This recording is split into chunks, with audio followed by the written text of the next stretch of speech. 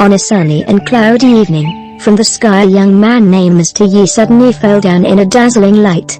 In fact, he is being transmigrated to another world, and while he was still falling he tells that being a small-time editor for literacy and historical magazine he had never thought he would become a transmigrator. Not only did he traverse into a world of cultivator but also received an overpowered cheat to boot. This boot is a reward mechanism that has the power of invincibility that can grant the MC Mr. Yi to become an emperor of the upper realm. But there is a condition, which is he must die to get that power, and suicide attempt is prohibited. Meantime he got into a host, and visualized that if he gets himself killed by other he would be able to become an emperor of the upper realm. Suddenly a friendly Enoch calls him to get going to the imperial meeting which is going to be held today. The Enoch also reminds him that since he is an official seal bearer he must not be late. Mr. Yi agrees and visualizes that in this world he is indeed the official in charge of safekeeping the Emperor's Jade Seal. This was something he learned after inheriting the memories of the body's original owner. After a couple of hours they arrives at the Imperial Palace. Mr. Yi continues to visualize that the world he is currently in is similar to the Warring States era of the spring and autumn period of his previous world. The land is divided into 9 provinces, ruled over by the emperor. However, to appease the dukes, 6 princes were granted to the dukes. As for why this happened, he do not know. Well, several generations of incompetent emperors allowed the power to shift out of the royal family's hands. At present, the empire's destiny has already been dissipated, with no way of getting it back. It is believed the emperor, as known as Son of Heaven, holds the destiny and luck of all the citizens in the entire empire. In Cultivation Universe, they're able to use this as a boost to their cultivation. While the imperial palace was declining, all the 6 dukes on the other hand, took the opportunity to increase their influences. Furthermore, they were each backed by an immortal sect, further allowing them to disregard the emperor's power. According to the memories of the original owner of the body, the Ascension sect plans to team up with the 6 dukes to force the emperor to abdicate another province. Meanwhile, in the Imperial Hall, Ascension sect member Perfected He Yuan Yi represents the Ascension sect, to nominate the Li family for dukedom, and in exchange, he ensures that the Ascension sect would protect the Great Zhou dynasty for 10,000 years. The Great Zhou Emperor, Jiminayu, who has been acting as a male however does not consent with them. Upon rejection, the perfected Li Yuan-yi stares wide-eyed at the emperor for why she is not willing to confer her Great Zhou dynasty under his dukedom. Furthermore, the emperor states that if she randomly confer the title of duke to anyone, how can the minister agree? How can the people agree?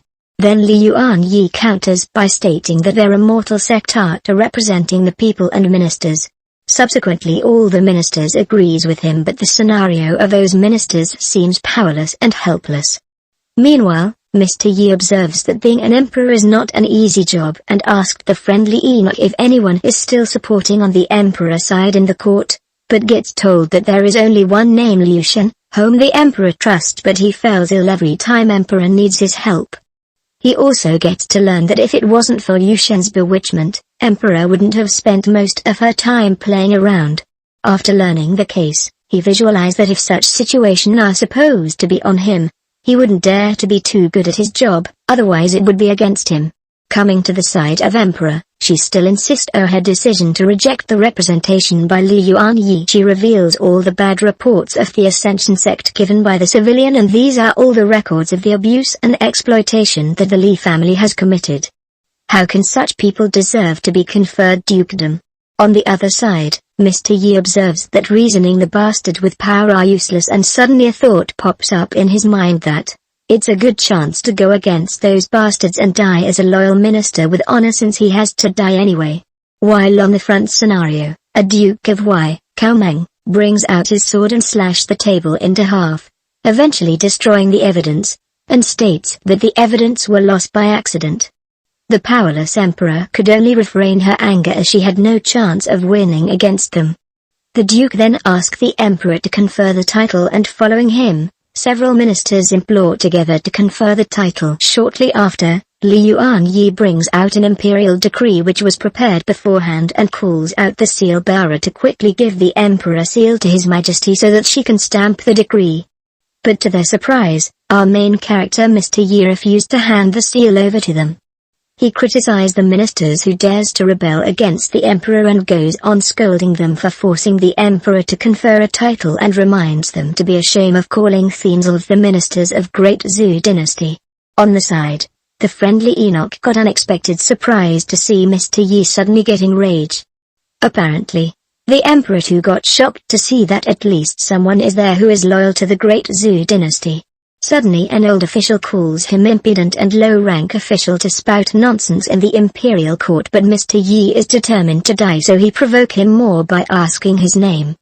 The official could not do much but tells his name Zheng Haran, a financial minister. Damn to the financial minister, Mr. Yi continues his criticism, calling him only a well-read scholar and it's shame that all the books he have read gone to waste in his dog brain. The financial minister Zheng could not counter his words. Mr. Yi continues by stating that as a finance minister of Great Zhou dynasty, what is he doing by joining hands with those traitorous scums and pressure the emperor? He even calls him a parasite dog, a brainless animal, a piece of human trash. He reveals he felt pity for those garbage kind being compared to him. He scolds him to go scram in a corner where he won't infect others with his idiocracy. Hearing such insults, the financial minister Zheng vomits out blood and falls down. Mr. Yi calms down himself and asks for another to provoke, to get kill himself. Then the Duke Cao Meng threatened to kill him, but unknown to their consciousness, Mr. Yi is so glad to get kill. And so he took the opportunity to blame the man for having intent to kill the emperor. So he went before the emperor and asked Cao Meng to kill him first before killing the emperor.